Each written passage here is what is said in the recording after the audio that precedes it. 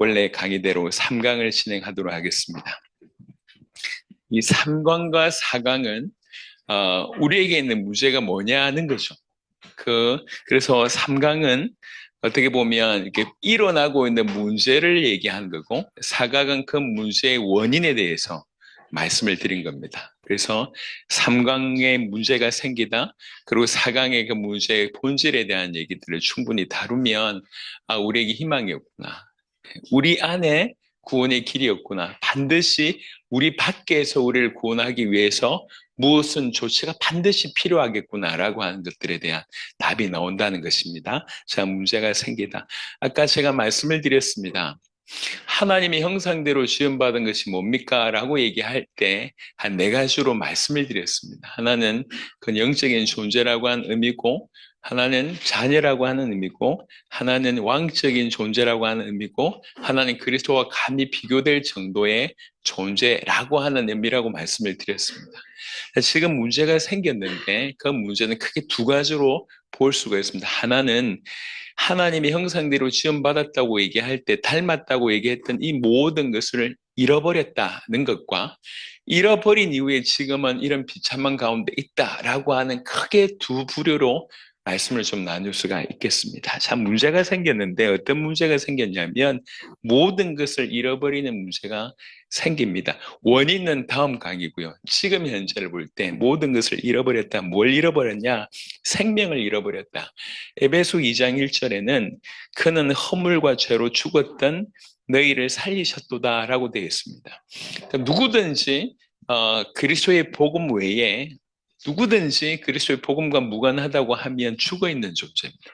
죽었다. 아까 말씀드렸습니다. 죽었다고 하는 것은 생명에서의 분리, 생명에서의 단절, 생명을 주는 하나님으로부터의 분리를 얘기합니다. 하나님과의 교제가 잃어버린 그 상태, 그게 생명을 잃어버린 것입니다. 에베소 2장 1절은 단호하게 얘기하고 있습니다. 원래 우리가 영적인 존재였잖아요. 다른 말로 영적으로 살아있는 존재였잖아요. 그런데 죽었다는 겁니다. 두 번째는 요한복음 8장 44절에 너희는 너희 아비 마귀에게서 났으니 너희 아비 욕심도 욕심대로 너희도 행하고자 하느니라. 그는 처음부터 살인한 자요, 진리가 그 속에 없으므로 진리에 서지 못하고 거짓을 말할 때마다 제 것으로 말하나니 이는 그가 거짓말쟁이요 거짓의 아비가 되었습니다. 아멘. 예수님이 직접 말씀하셨습니다. 우리가 하나님의 형상대로 지음받아서 우리는 원래 하나님의 자녀였잖아요. 근데 하나님의 자녀였던 우리가 일순간에 마귀의 자녀가 되었다고 얘기를 하고 있습니다.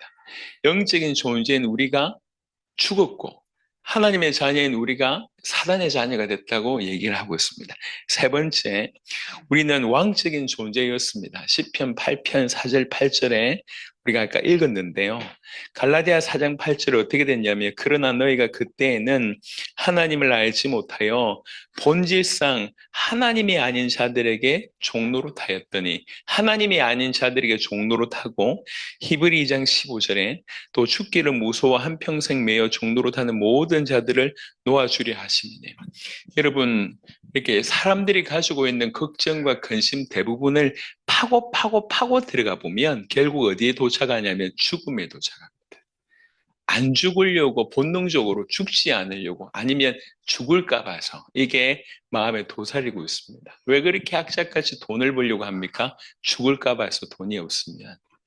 왜 저리 학자까지 높은 자리에 이르려고 하고 힘을 얻으려고 하고 뭔가를 추구합니까? 그럼 이제 깊이 보면 성경적으로 표현하자면 죽기를 무서워함으로 한평생 매여 종노릇 한다고 정의되어 있습니다. 예. 우리가 우리 삶과 이 성경이 매치를 못 시켜서 그렇지 실제 우리 삶을 정확하게 진단하고 있습니다. 모두가 죽기를 무서워함으로 한평생 매여 종노릇 하기 때문에 그렇습니다. 왜 죽기를 무서워하죠? 여러분, 죽음은 뭡니까? 죽음은 끝남이 아니에요.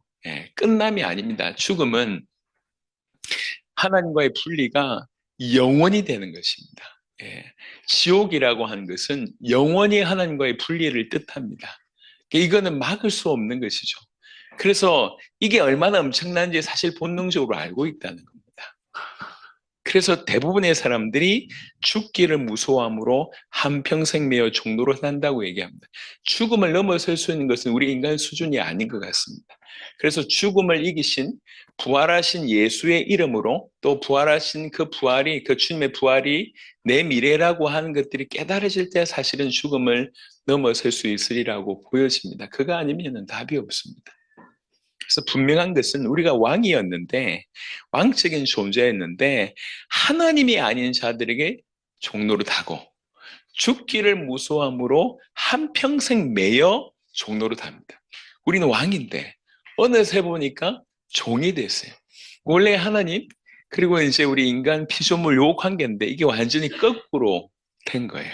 예, 피조물을 섬기고 우리 거기서 종로로 사는 그런 인생을 살아가고 있고 오히려 섬겨야 될 하나님은 아예 이렇게 아래로 천시하는 하나님을 무시하는 이런 완전히 역전되는 그런 모습이 지금 인생의 모습입니다.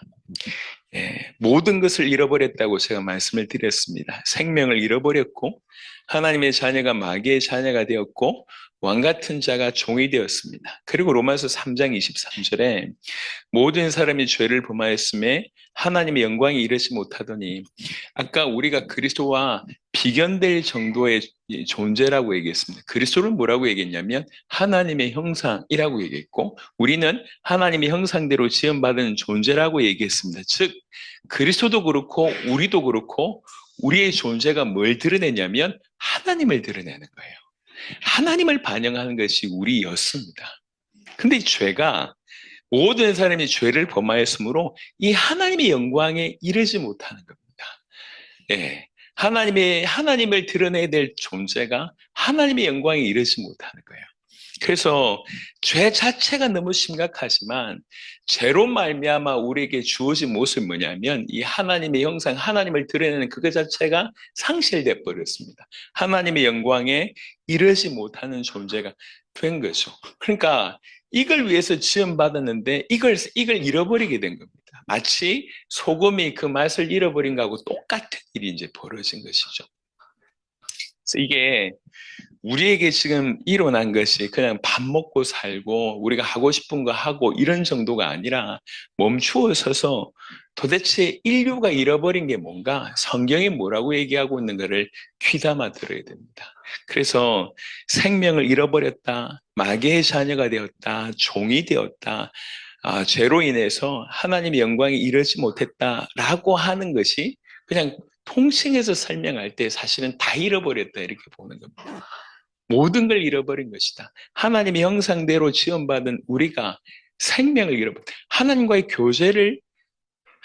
교제를 잃어버렸다. 이걸 상실했다. 이거는 사실은 큰 얘기입니다.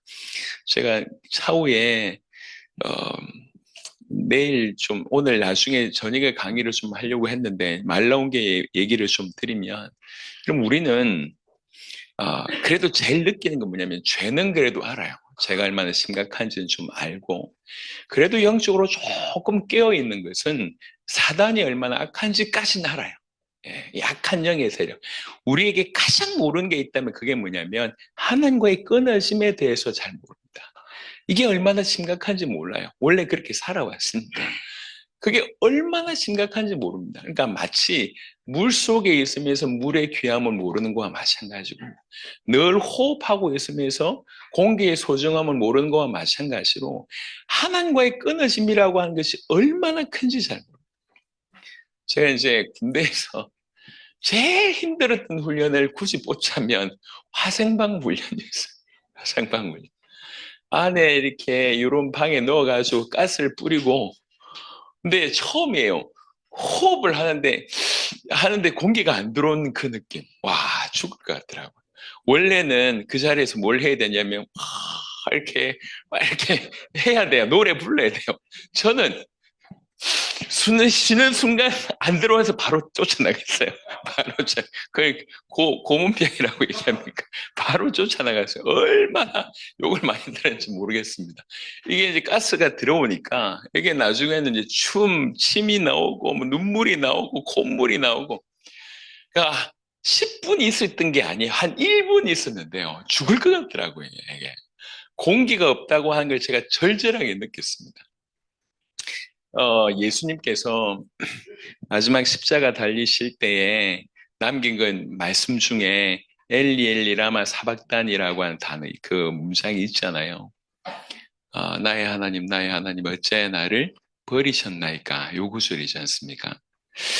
예수님께서 십자가 달려 돌아가시기 전에 그 겟세마네 동산에서 이렇게 막 기도하잖아요. 땀이 피가 될 정도로 기도하잖아요. 그때 베드로는 견디지 못하고 계속 자고 뭐 그랬잖아요. 그때 기도 내용 우리가 조금 기억합니다. 저는 가능하면 이 잔을 내게서 옮겨달라. 그맨 마지막에 주의 뜻대로 이루어지게 해달라고 기도했습니다. 왜 그랬을까요? 왜 그렇게 힘들어 했을까요? 그러니까 이제 인간이시기 때문에 그 십자가 지는 그 죽음 때문에 힘들었다고 하는 얘기 있습니다. 뭐 틀리지 않습니다. 하지만 그것 때문인 것 같지는 않습니다. 자기가 이 백성들을 위해서 했는데 백성들이 자기를 안 알아봐줘서에 겪는 어떤 정신적인 고통 때문이라고 해석하시는 분들도 있습니다. 그 일리는 있지만 그것도 아니에요. 왜 그러냐면 하나님이신 그분이 육신을 입으셨는데 그렇게 고민하셨다고 하면 제자들의 죽음은 해석이 안 되거든요. 스데반은 돌 맞아 죽으면서도 기도했잖아요. 이 사람이 그렇게 기도했잖아요. 베드로라고 하는 사람은 내가 예수님하고 똑같이 십자가에 달려 죽을 수 없다고 얘기하면서 거꾸로 십자가에 못 박혀서 죽으시잖아요. 바울은 단도대에 목이 잘리면서 죽었습니다. 그들이 순교 당하시기 전에 이 잔을 내게서 옮겨달라 그런 말 안 했습니다. 그러니까 오히려 스승이면서 하나님의 신분이 육신을 입은 분보다 그냥 단지 일개의 인간에 지나지 않는 사람들이 훨씬 뛰어났다고 하는 결론이 나오잖아요. 이게 그냥 육신이 아파서 그랬다 사람들이 몰라줘서라고 그렇게 해석한다면 이건 말이 안 맞잖아요. 근데 뭔가 우리가 모르는 고통이 있다는 거지. 뭔가 주님만이 알고 있는 고통이 있다는 거. 그 고통이 뭐냔 말이에요. 우리가 알기로 삼위일체 하나님의 관계는 해석하기를 상호내주, 상호침투라고 얘기합니다. 아버지가 내 안에, 내가 아버지 안에 라고 하는 표현을 쓰십니다. 삼위일체 하나님은 단 한 번도 끊어짐이 없었어요. 나누임이 없었다고요.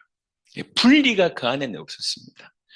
하지만 창세 전부터 영원 끝까지 딱 한 번 삼위일체 하나님 안에 분리가 한 번 일어납니다. 아버지는 버리셨고 아들은 버림받는 일이 딱 한 번 일어납니다. 그게 십자가입니다. 아들은 뭘 알고 있냐면 아버지와의 분리가 얼마나 큰지를 가장 잘 알고 있는 분이 그분이십니다. 하나님과의 분리, 아버지와의 분리, 이게 그 아들로 하여금 그렇게 고민되게 하고 마음 아프게 한 것입니다. 다른 어떤 것보다. 우리는 뭘 모르냐면 하나님과의 분리가 얼마나 큰 일인지 잘 몰라요. 왜 그러냐면 이건 눈에 별로 들어오지 않거든요. 죄는 우리가 확인되잖아요. 그래도 자범죄라고 하는 걸 확인되고 죄송하지만 싸가지 없는 것들 우리가 이해하고 다른 사람들의 죄도 우리가 느끼는 바가 있잖아요. 죄는 느끼는 바가 있어요. 물론 죄의 근본이라고 할 수는 원죄는 모르지만 그래도 죄는 느끼는 바가 있고 사단에 대해서도 악한 자들의 모습을 통해서 그나마 직접 경험하지 않아도 이게 사단의 역사구나라고 뭔가를 알잖아요. 저는 사단을 귀신을 한 번도 본 적이 없어요. 한 번도. 우리 와이프는 몇 번 봤어요.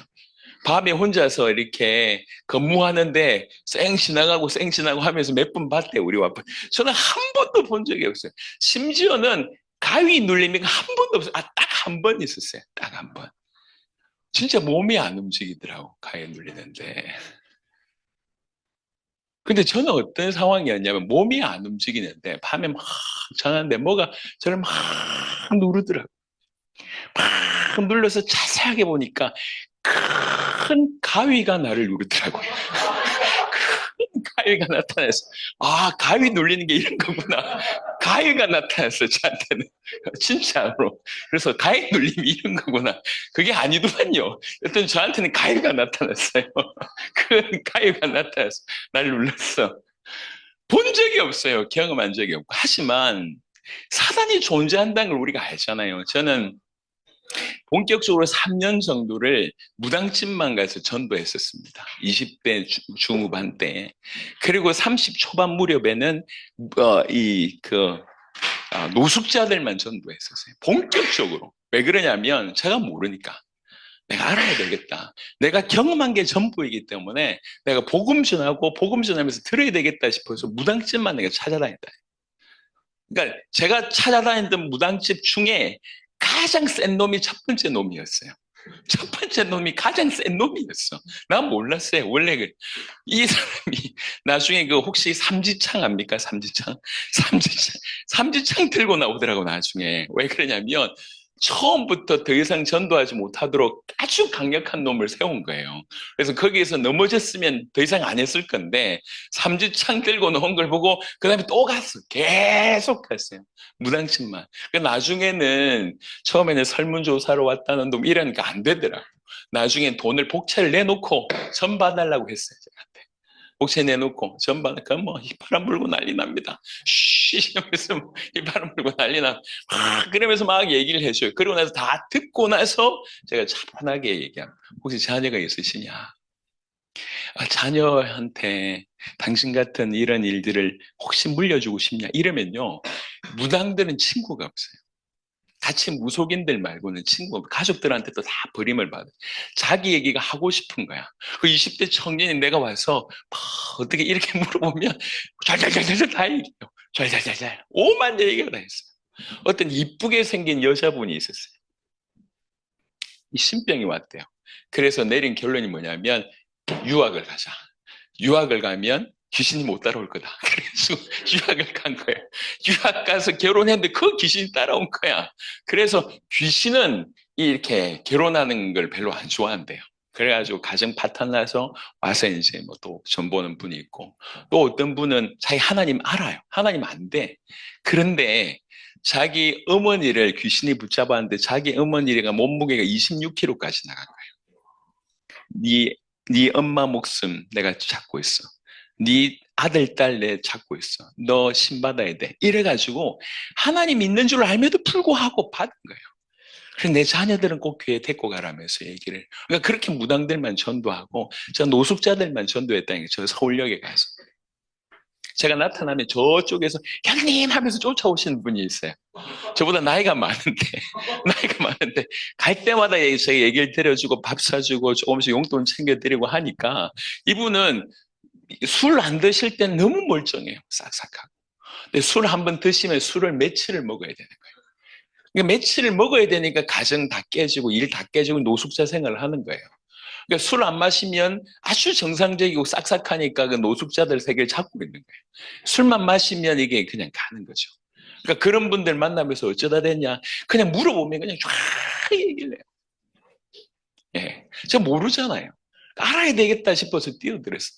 여러분, 죄에 대해서, 사단에 대해서 확인할 수 있어요. 근데 진짜 우리가 확인 못한 게 뭐냐면 하나님을 떠남이라고 하는 것이 얼마나 심각한지를 우리 모릅니다.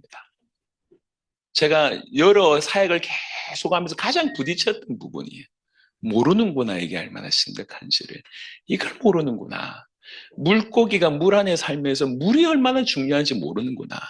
여러분, 물고기가 물 떠난 순간부터 고통 오잖아요. 죽음 오잖아요. 하지만 물 속에 있으면 그걸 몰라요. 예, 하나님을 떠난다고 하는 거.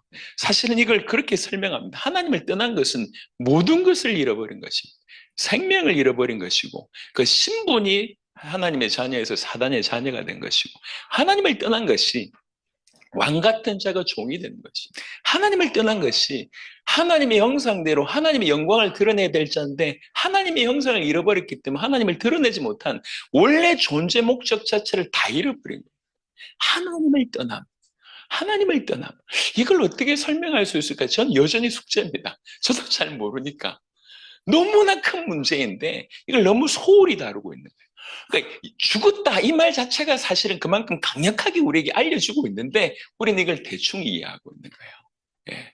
다시 말씀드립니다. 죄에 대해서는 익숙해요. 확인 가능합니다. 사단에 관해서도 조금만 연구해 보면 느낄 수가 있어요. 확인할 수 있어요. 하지만 우리가 하나님과 분리됐다고 하는 것이 이게 얼마나 큰 일인지에 대해서 우리가 아직 깊이 있게 모르는 것 같습니다. 그래서 하나님을 떠났다. 모든 것을 잃어버린 것입니다. 모든 것을 잃어버린.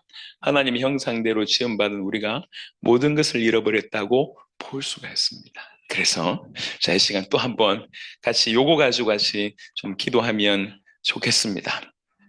주님, 하나님 형상대로 지음받은 우리가 문제가 생겼는데 그 문제는 다름 아닌 모든 것을 잃어버린 문제가 생겼습니다. 주님, 이 사실을 알 수 있도록 이것이 얼마나 깊은 일인지 깨달을 수 있도록 주님, 우리 마음 문을 열어주시고 우리의 눈을 열어 주시옵소서. 우리 다 같이 한 5분 정도 기도하도록 하겠습니다. 하나님 감사합니다. 또 말씀을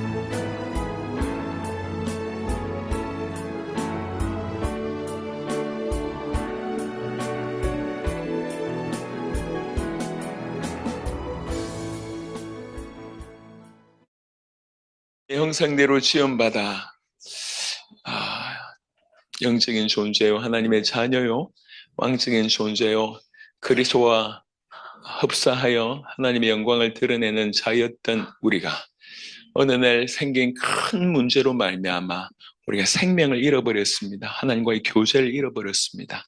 하나님을 잃어버렸습니다. 왕적인 존재였던 우리가 피조물에게 종로로 타는, 하나님이 아닌 자들에게 종로로 타는, 죽음의 종로로 타는 자가 되었습니다. 하나님의 자녀로 완벽한 하나님의 보호를 받던 우리가 일시에 사단의 자녀가 되었습니다. 하나님의 형상대로 지음받아 하나님을 드러내야 될 우리가 하나님의 영광 있는 도무지 이루지 못할 죄인이 되었습니다. 주님, 어찌하여 이런 일이 벌어진 것이고 이것이 얼마나 심각한 일인지 알 수 있는 눈을 우리 열어 주시옵소서. 감사를 드렸고 살아계신 우리 주 예수 그리스도 이름으로 기도드렸습니다. 아멘. 자, 모든 것을 잃어버림과 지금 현재 인간의 비참함은 약간 다릅니다. 이건 다른 각도예요. 예를 들면 부자로 살다가 부도가 났어. 돈을 다 잃어버렸어. 그럼 오늘 어떻게 사냔 말이에요. 오늘 밥 한 끼 먹기도 힘이 들고 사람들에게 무시당하고 없기 때문에 오늘 비참함. 그러니까 모든 것을 잃어버린 것과 그 잃어버렸기 때문에 지금 오늘 비참하게 사는 거, 요거는 분리될 필요가 있습니다. 그러면서 동시에 정확하게 알 필요가 있다는 것이죠. 그래서 모든 것을 잃어버린 현재 인간의 상태를 성경 전체가 사실 그 얘기를 하고 있지만 이 땅에서의 비참한 삶에 놓인 비참한 상태에 놓인 인간들의 모습을 잠시 확인하도록 하겠습니다. 창세기 1장 2절에 땅이 혼돈하고 공허하며 흑암이 깊음 위에 있고 하나님의 영은 수면 위에 운행하시니라. 굉장히 신비한 구절입니다. 그래서 이 구절이 뜻하는 바가 따로 있습니다. 하지만 이 구절에서 우리가 잠시 몇 가지만 사용하면 이 상태는 빛이 창조되기 전의 상태죠. 빛이 없는 상태라는 거죠. 빛이 없는 상태는 세 가지가 있습니다. 혼돈하고 공허하며 흑암 중에 있습니다. 이게 어둡다는 거예요. 그리고 혼란스럽다는 거죠. 그리고 허무하다는 겁니다. 빛이 없는 인간의 상태는 이 세 가지로 대변됩니다. 왜 자살합니까? 어두워요. 감정이 어둡고 미래가 어둡고 소망이 없고 뭔가 어두워요. 예. 그리고 열심히 하지만 길을 찾지 못하니까 혼란스럽죠. 예. 다 방황합니다. 인생 한 번밖에 안 사는데 전부 올바른 길, 올바른 빛이 아니면 자기 나름의 길을 만들지만 전부 혼란한 길입니다. 그래서 맨 나중에 오는 것이 허무입니다. 뭔가를 이룬 사람들이 더 허무함이 크게 옵니다. 그런 얘기들이 있더라고요. 우리나라에서 가장 죄송합니다. 이게 들었던 얘기예요. 제가 직접 눈으로 봤냐, 눈으로 보진 않았지만, 우리나라에서 가장 독한 술을 많이 마시는 사람들은요, 법관들이라고 합니다. 법관들. 왜 그러냐면, 만나는 사람들이 전부 나쁜 놈들이야. 우리나라에서 전부 나쁜 놈들만 만나는 거야. 뭐, 살인자부터 시작해서 이루할 수 없는. 그러니까 돈은 많이 받고 인정은 받는데, 항상 상대한 게 뭐냐면, 전부 악한 놈들이에요. 그러다 보니까 이게 못 견디는 거예요. 그래서 독한 술을 많이 마신다고 얘기하고 또 가장 좀 죄송하지만 마약에 가장 많이 노출되어 있는 분들이 의사라고 합니다. 왜 그러냐면 돈은 많이 벌고 인정받지만 하는 일이 뭡니까? 늘 아픈 사람만 만나요. 치과 의사 돈 많이 벌잖아요. 뭐 합니까? 항상 남의 입 이렇게 보고 이빨 보고 이렇게 하잖아요. 아픈 소리 듣고 중환자실은 어떤단 말이에요. 그러니까 늘 고통만 대변하다 보니까 돈은 벌고 인정은 받지만 이건 견딜 수가 없는 거죠. 그래서 이제 한다고 하더라고요. 저는 충분히 지금 일리 있다고 생각합니다. 그런데 이렇게 어느 정도 저까지 가면 될 줄 알고 그 길을 갔는데 이게 자기가 원하는 게 아니란 걸 알게 되는 거죠. 그때 찾아오는 것이 허무입니다. 허무. 그래서 없는 사람이 죄송합니다. 경제가 없는 사람이 방황하는 것과 경제를 가진 사람이 방황하는 건 다릅니다. 힘이 없는 사람이 하는 방종과 힘을 가진 사람이 하는 타락은 수준이 달라요. 예. 그러니까 빛이 없으면 흑암과 혼란과 혼돈과 공허 가운데 있습니다. 이게 인간의 상태입니다. 빛 없으면 답이 없습니다. 그러니까 참빛 대신 요한복음 1장 참빛 대신 분이 그리스도라고 분명히 말씀하고 있습니다. 창세기 6장 5절에 홍수 사건이 있을 그 배경에 보면 여호와께서 사람의 죄악이 세상에 가득함과 그의 마음으로 생각하는 모든 계획이 항상 악할 뿐임을 보시고 이게 그때 당시에 그 사람들만 그랬다는 얘기가 아닙니다. 오늘날도 마찬가지입니다. 예. 사람의 죄악이 세상에 가득하고요. 그의 마음으로 생각하는 모든 계획이 항상 악하다고 되어 있습니다. 예레미야 17장 9절에 만물보다 거짓되고 심히 부패한 것은 마음이라 누가 능히 이를 알리오마는. 참 많은 시간 절망이 되는 것 같아요. 이게 이놈의 마음이 늘 악한 거죠. 시간이 지나도 악해요. 예, 제가 막 이렇게 수요 예배 때 금요 차례 때 와서 막 2시간씩 막 간절히 기도하고 차 타고 가면서 운전 이상하게 하면 막 열나고 뭐 이렇게 막 끼어들면 뭐 이렇게 막 생각이 들어요. 조금만 건들면 이게 분노 계획이 항상 차 있는 것 같아요. 예, 계속 우리 마음이 성경이 하는 얘기잖아요. 만물보다 심히 부패한 게 마음이라. 그냥 우리가 이렇게 커버를 잘하는 거지. 옷으로 커버하고 화장으로 커버하고 하는 거지만 실제로 우리 마음이 이렇습니다. 성경이 하는 얘기예요. 마태복음 11장 28절에 지금 인간이 어느 정도 비참한지에 대한 얘기를 하고 있습니다. 수고하고 무거운 짐진 자들아 다 내게로 오라. 내가 너희를 쉬게 하리라. 이건 한두 사람을 얘기하는 것이 아니라 모든 사람을 얘기합니다. 모든 사람이 수고하고 무거운 짐을 지고 있다는 거예요. 누가 지라고도 얘기 안 했는데 본인들이 다 지고 있어요. 그렇게 수고하고 무거운 짐을 저 사람은 아무 걱정이 없을 것 같다 싶은데 다른 어떤 사람들보다 걱정합니다. 예, 뭔가 엄청난 걸 항상 지고 있습니다. 이사야 1장 4절부터 6절은 저는 개인적으로 인간의 상태를 잘 설명한 이렇게 탁월한 부분 중에 하나다고 보여집니다. 슬프다 범죄한 나라요, 허물진 백성이요, 행악의 종자요, 행위가 부패한 자식이로다. 그들이 여호와를 버리며 이스라엘의 거룩하신 이를 만홀히 여겨 멀리하고 물러갔도다. 행위도 기가 막히지만 하나님에 대하여는 너무 심각합니다. 너희가 어찌하여 매를 더 마시려고 폐역을 거듭하느냐. 계속 맞아왔다는 거죠. 매 맞아왔는데도 고치지 않고 폐역을 거듭합니다.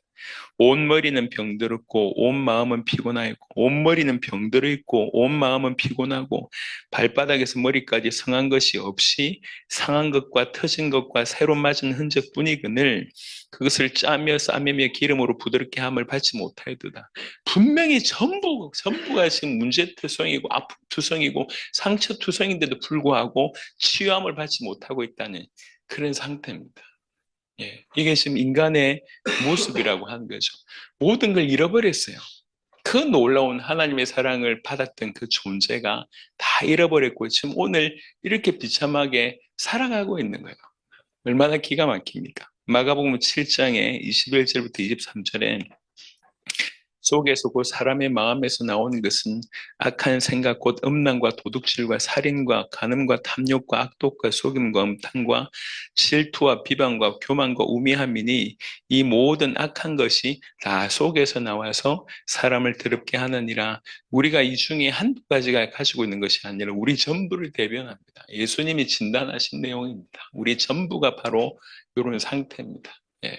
지금 인간이 어느 정도 비참한지를 하나씩 하나씩 얘기하고 있습니다. 이렇게 웨스트민스터 소요리 문답이나 이런 데 보면 다 인간의 비참함에 대해서 자세하게 얘기하고 있습니다. 그 마음의 어두움들, 두려움들, 강팍한 것들, 양심의 무서운 두려움을 가지고 있고 상실된 마음을 가지고 있고 이런 것들에 대해서 쭉 얘기합니다. 그대로입니다.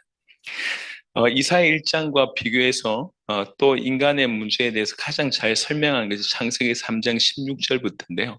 16절부터 24절까지 전부라고 얘기할 수 있고 그 중에 19절까지만 담았습니다. 창세기 3장에는 그 다음 강해에 대한 본문의 배경인데요. 왜 우리 인간이 이런 문제가 생겼는지를 조목조목 얘기하고 있습니다. 그래서 결국 사단으로 말미암아 인간이 하나님과 약속을 어기고 선악과를 따먹는 범죄를 저지르게 되고 하나님께로부터 쫓겨났고 또 이미 그 악한 마음이 들면서 마음적으로 멀어졌던 일들이 벌어졌거든요. 이런 것들이 벌어지면서 창세기 3장 15절부터 16절은 15절은 사단에게, 그다음 16절부터는 24절에 인간에게 저주한 내용입니다. 창세기 3장 16절에서 24절이 인간이 저주한 내용인데 인간이 경험하고 있는 모든 문제의 요약이라고 해도 과언이 아니에요. 자세하게 보면 창세기 3장 16절에 또 여자에게 이르시되 내가 너에게 임신한 고통을 크게 더하리니 네가 수고하고 자식을 낳을 것이며 너는 남편을 원하고 남편은 너를 다스릴 것이니라 하시고 이제 제가 알기로는 고통이라는 단어가 처음 등장합니다. 이게. 그래서 하나님과 떠남으로 말미암아 이렇게 고통이 등장을 하고요. 그다음에 임신하는 고통을 크게 더한다고 되어 있습니다.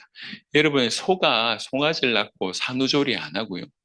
그렇게 개가 새끼 낳고 산후조리 안 합니다. 유독 인간은 이렇게 아이를 낳고 산후조리를 합니다. 왜 그러냐면 이렇게 돼 있습니다. 임신하는 고통을 크게 더한다고 되어 있습니다. 그게 저주의 내용에 포함되어 있는 내용입니다. 또 네가 수고하고 자식을 낳을 것이며 너는 남편을 원하고 남편 너를 다스릴 것이니라 하시고, 이제 그 나이가 들어서 이제 그런 생각을 많이 합니다. 제가 그제도 비유했는데, 저하고 제 아내가 50대 중반, 40대 후반의 제 아내가 손을 잡고 지금 이 길거리에 걸어가면 뭐라고 사람들이 얘기할까요? 참 아름다운 부부라고 얘기할까요? 어떻게 생각하십니까? 저하고 제 와이프가 팔짱을 끼고 이렇게 요 앞을 지나가면 사람들이 뭐라고 쳐다볼까요? 참 중년의 아름다운 부부다 이렇게 쳐다볼까요? 그렇지 않아요. 요즘의 시선은 그런 시선이 아니라, 좀 불륜이네. 이렇게 보는 거예요. 왜 그랬습니까? 그 나이 또에 그렇게 사는 사람이 없어요. 예. 아니, 이렇게, 사랑한다는 표현으로, 이렇게 남편이 아내한테 뭐 이렇게, 뭐 스킨십을 하거나 이런다고 할 때, 뭐 농담으로 그렇게 얘기하잖아요. 가족끼리 왜 이러냐면서. 그래서 이러면 안 되지. 이렇게 얘기하잖아요. 그러니까 시간이 지나면서 사랑으로 사는 게 아니라 의리로 산다 이런 얘기도 있고요. 왜 이렇게 됐습니까? 근데 이제 전 세계에서 학자들이 모여가지고 의논하기를 전 세계에서 가장 큰 문제가 뭔지를 의논했어요. 그래도 이제 학자들은 뭐 머리가 똑똑한 것 같은데 쓸데없는 거 가지고 많이 연구를 하니까 제일 큰 문제가 뭐냐, 뭐 핵의 문제다, 아니면 뭐 이렇게 이렇게 뭐 빙하가 녹는 거 문제다, 뭐 이렇게 뭐 이산화탄소 이런 문제다, 뭐 수많은 문제 가운데 사실 오랫동안 유지되는 그 어떤 문제보다 모든 나라의 가장 탁월한 문제가 하나 있는데 그게 청소년 문제래요. 자녀 문제래. 예. 어느 시대 때마다 자녀 문제가 가장 큰 문제예요. 어느 나라든지. 근데 이 자녀 문제의 가장 큰 출처는 항상 부부로 나옵니다. 가족 문제예요. 부부 문제가 나와요. 창세기 3장 16절에는 너는 남편을 원하고 남편 너를 다스릴 것이네라고 하는 짧은 문장이지만 여기가 이 구절이 함의하는 바는 굉장히 큽니다. 이 부부가 원래 하나님을 바라봐야 되잖아요. 하나님과 이렇게 삼각형이 되어 있는 것이 올바른 가정의 모습이라고요. 이걸 잃어버렸어요. 그러니까 역전이 되죠. 남편이 위로 올라가고 아내가 밑으로 내려오는 거죠. 그러니까 남편은 자기도 무능력한데 아내를 다스리려고 이제 덤벼드는 겁니다. 예. 그리고 아내는 그런 남편을 또 원한대요. 안 원하면 좋겠는데 여자분들 좀 이상해. 여자분들은 이상한 것 같아요. 모이면 남편 욕을 그렇게 해요. 모이면 남편 욕하는 게 그냥 그렇게 재밌나 봐요. 남편 욕 그렇게 얘기하는데 또 그렇게 남편을 찾아요. 어디 전화하면 어디냐고 계속 묻고 왜 묻는지 모르겠어. 어디냐고 계속 물어요. 아침에도 어디냐고 물어보고 저녁 때도 어디냐고 물어보고. 남편은 아내를 다스리려고 하고 아내는 남편만을 원합니다. 이게. 예, 여기에서 사실은 다 틀어진 거죠. 전 세계에 사단이 볼 때 지금 사실 동성애가 이렇게 문제가 되는 것도 뭘 무너뜨리기 위함입니까? 가정을 무너뜨리기 위함이거든요. 그러니까 가정 문제가 모든 문제의 출발에 있습니다. 이렇게. 그 부분에 대한 언급이고 17절에 아담에게 이르시되 네가 네 아내의 말을 듣고 내가 너에게 먹지 말란 나무 열매를 먹었은즉 땅은 너로 말미암아 저주를 받고 땅은 너로 말미암아 저주를 받고 이럴 수 있습니까? 네. 그게 인간이 원래 왕이었다고 하는 의미와 연결되는 겁니다.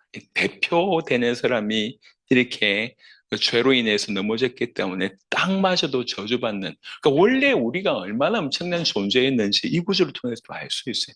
여하튼 우리로 말미암아 땅이 저주를 받았습니다. 저주받는다고 얘기할 때 이후에 보면 땅이 너에게 가시덤불과 은광키를 낼 것이라 네가 먹을 것은 밭의 채소인즉 네가 흙으로 돌아갈 때까지 얼굴에 땀을 흘려야 먹을 것을 먹으리니 내야 될 걸 안 내고 안 내야 될 걸 내는 거잖아요. 그게 이제 자연의 문제라고 얘기하고 자연의 문제는 자연에 더불어 사는 우리 인간들에게 여러 문제를 야기합니다. 뭐 그게 질병이라고 얘기할 수도 있고 여타 문제로 확산이 되는 것이죠. 그리고 나서 그 다음에 하시는 말씀이 얼굴에 땀이 흘러야 먹을 것을 먹으리니라고 되어 있습니다. 이게 우리 인간이 겪는 어떤 물질의 문제, 경제의 문제인 것이죠. 원래 인간도 일을 했습니다. 창세기 2장에 보니까 하나님께서 에덴 동쪽에서 두게 하시고 경작하게 하셨다고 했거든요. 이때의 경작은 정복하는 의미의 경작이었어요. 먹고 살기 위해서 일한 게 아니었어요. 그때의 경작은 예배의 의미하고 동일했다고 얘기합니다. 예배드리기 위해서 일을 한 겁니다. 먹고 살기 위한 일이 아니었어요. 근데 이때부터는 이제 먹고 살기 위해서 일하는 존재가 되어버렸다는 거예요. 인간이 원래 그런 존재가 아닌데 이게 너무 좁아진 거예요. 그리고 너는 흙이니 흙으로 돌아갈 것이니라. 이게 결국 죽음의 문제가 오고 이후에 보면 절대로 생명나무를 취할 수 없는 그런 내세의 문제까지 이제 쭉 연이어서 쭉 들어오는 겁니다. 그래서 저는 창세기 3장 16절부터 24절을 깊이 좀 묵상해 볼 필요가 있다. 인간이 경험하고 있는 모든 문제 그냥 딱 요약본이다. 이렇게 보여집니다. 히브리 9장 27절에 그러다가 한 번 죽는 것은 사람에게 정해진 것이요 그 후에는 심판이 있으리네. 인간의 지금 비참한 상태 중에 하나가 뭐냐면 이렇게 이 죽음이 있다는 것과 그 심판 아래에 있다는 거예요. 반드시 이런 일이 벌어집니다. 그리고 마태복음 25장 41절에 또 왼편에 있는 자들에게 이르시되 저주를 받은 자들아 나를 떠나 마귀와 그 사자들 위하여 예비된 영원한 불에 들어가라. 지옥과 정죄 아래 놓여 있는 모습을 보게 됩니다. 원래 지옥은 우리를 위한 것이 아니라 원래 지옥은 사단을 위한 곳이었습니다. 근데 사단에게 잡힌 자가 함께 이제 끌려 들어간 이런 모습으로 보여지게 되는 것입니다. 저는 지금 여러분들에게 모든 것을 잃어버렸다 인간들이, 그리고 모든 것을 잃어버린 인간이 지금 이 상황에서 무슨 일을 하느냐. 한때 사업에 대성공했던 사람이 부도고 나서 오늘 겨우 라면 한 끼 먹고 사는 그 비참함, 그러니까 잃어버린 것과 오늘의 비참함은 다르다는 거죠. 모든 것을 잃어버려서 이렇게 비참하게 산다. 사실 성경 전체가 그 얘기를 하고 있습니다. 인간의 문제에 대해서 언급하는 이유는 하나입니다. 왜 메시아가 오셔야 되지? 메시아가 오시지 않으면 안 될 만큼 심각하기 때문에 오셨다는 거예요. 그러면 그 농도에 맞게끔, 그 정도 수준은 아니더라도 그 농도에 맞게끔 정도는 우리가 이해해야 됩니다. 우리에게 당면한 문제가 얼마나 심각하냐면 하나님이 인간의 몸을 입고 오셔야 될 만큼 심각하다. 그리고 그가 오셔서 우리를 위해서 대신 죽으셔야 되고 부활하셔야 되고 성령으로 역사하셔야지 우리가 살아날 수 있을 만큼 그 정도로 심각하다는 거예요. 하나님은 이렇게 심각하게 보는데 우리는 이게 심각한지 모르는 거예요. 그러니까 하나님이 심각하게 보신다고 하는 그 말을 우리가 조금이라도 심각하다고 하는 것을 알아들으면 반응이 좀 달라질 겁니다. 성경은 우리 인간의 상태에 대해서 이렇게 언급하고 있습니다.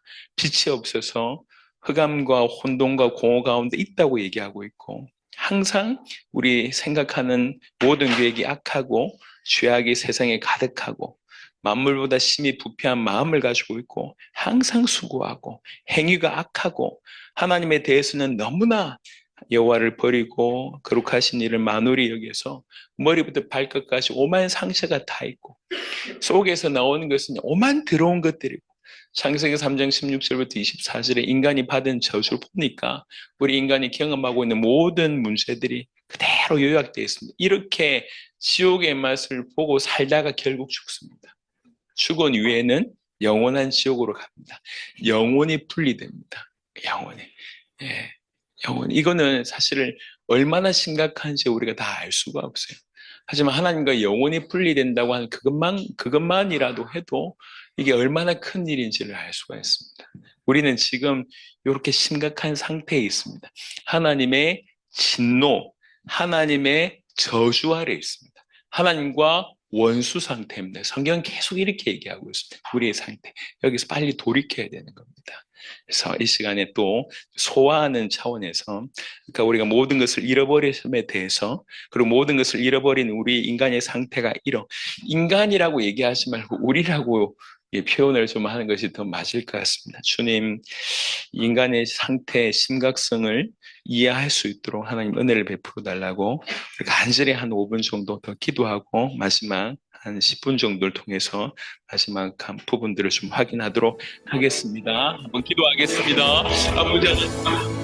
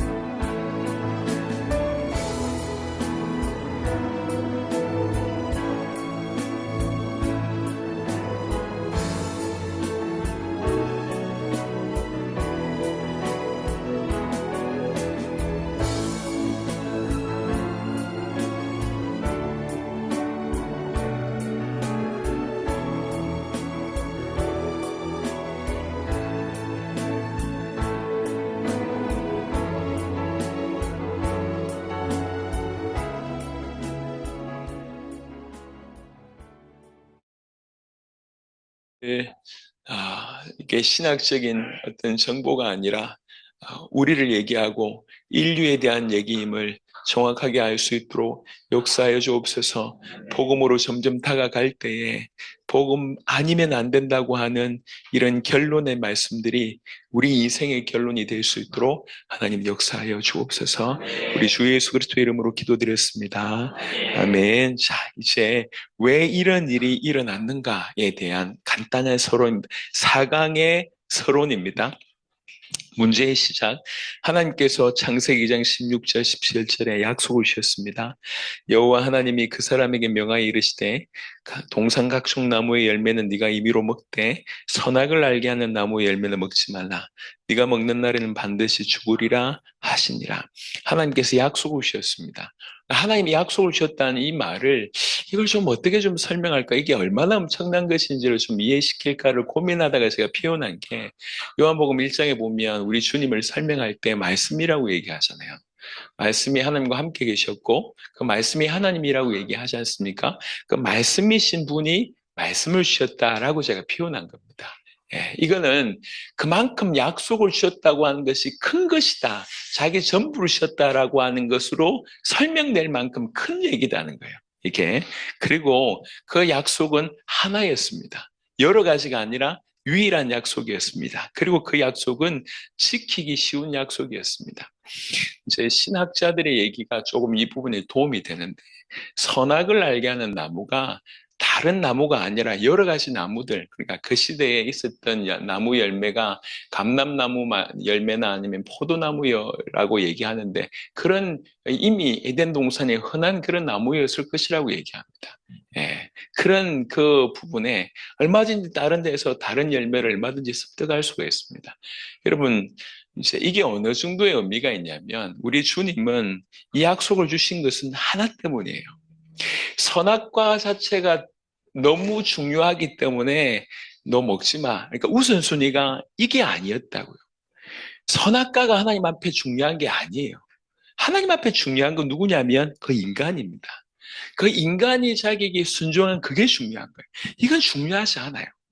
그러니까 이 약속이 그렇게 어려운 약속이 아니라고. 그냥 뭐 지금 우리끼리 얘기해 보면 뭐 이렇게 이 의자에만 앉지만 뭐 그런 얘기 뭐 이렇게 저녁 먹을 때 다 먹는데 반찬 하나만 먹지만 그런 수준입니다. 어려운 얘기가 아니라 우리 주님은 이렇게 뭐 예를 들면 10억짜리 도자기가 있는데 애들이 깰까 봐 손대지 마 이런 차원이 아니라고요.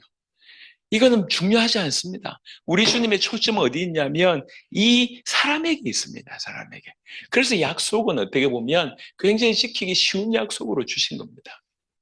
그 약속을 지킨다고 하는 의미는 어떤 의미로 해석할 수 있냐면 약속을 지킨다는 얘기는 뭘 인정하냐면 약속을 주신 분을 인정하는 거예요. 예. 제가 자녀하고 약속을 했는데 이 자녀가 약속을 지키면 나를 인정해 줬다고 여기고 약속을 어기면 그 약속 자체보다 내가 말했는데 안 들어 이렇게 되는 거거든요.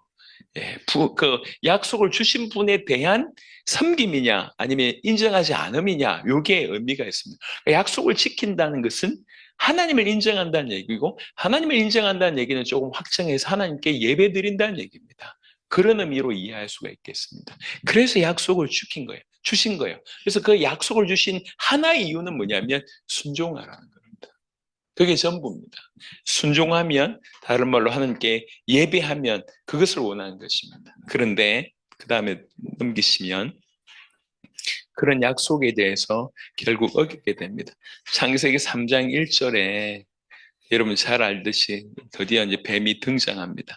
그런데 뱀은 여호와 하나님이 지으신 들짐승 중에서 가장 간교하니라. 뱀이 여자에게 물어 이르되 하나님이 참으로 너에게 동산 모든 나무 열매를 먹지 말라 하시더냐. 사단이 속임이 있습니다. 여러분 성경 구절 하나만 보겠습니다. 디모데후서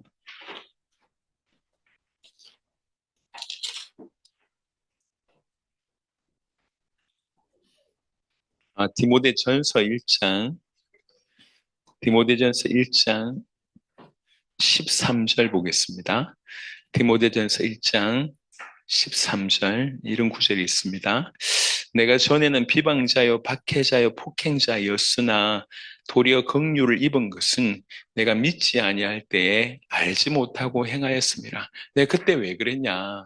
내가 그때 이렇게 비방자고 박해자요 폭행자였냐? 왜 그렇게 행동했냐? 내가 믿지 아니할 때 알지 못해서 그랬다.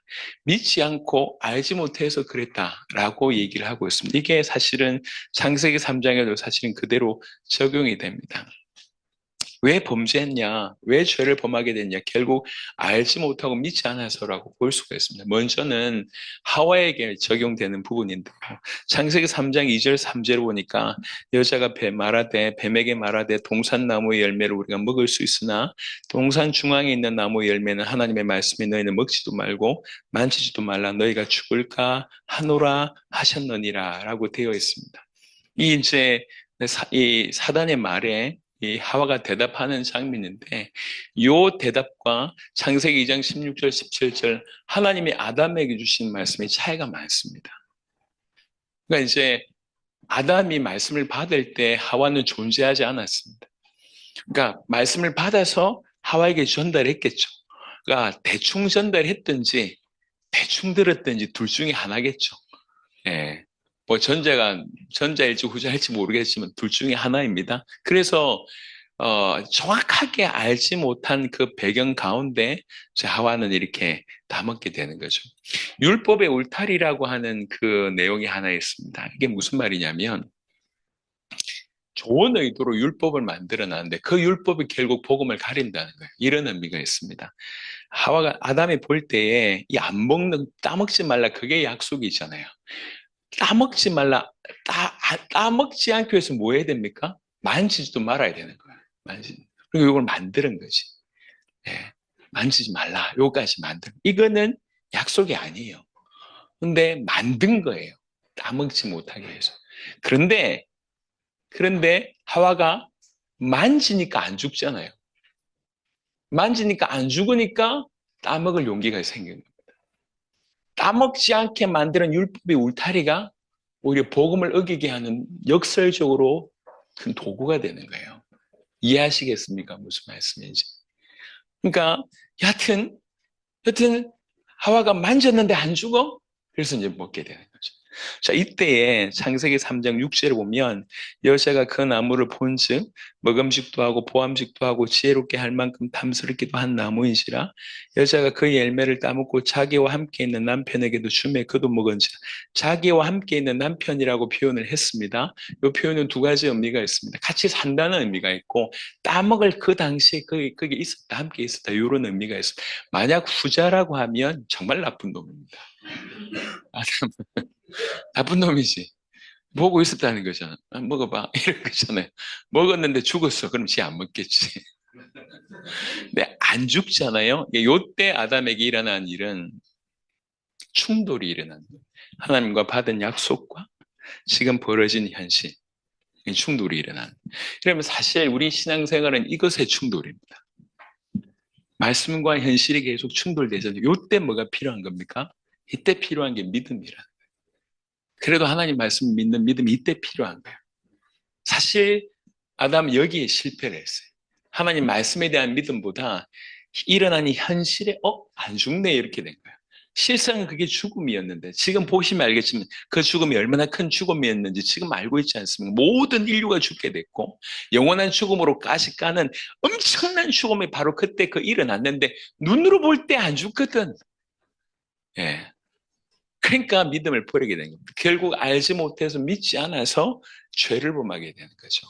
사단의 속임으로 범죄하게 돼서 결국은 하나님과의 완전히 끊어짐에 되는 일이 이제 벌어집니다. 이게 문제의 시작이었습니다. 이것 때문에 모든 것을 잃어버리고 이것 때문에 사실은 이제 지금 현재 이런 비참함에 우리가 노출이 되는 겁니다. 이 부분에 대해서 이제 4강에 쭉 이어서 할 겁니다. 지금 약속한 시간이 됐기 때문에 시간 마무리하도록 하겠습니다.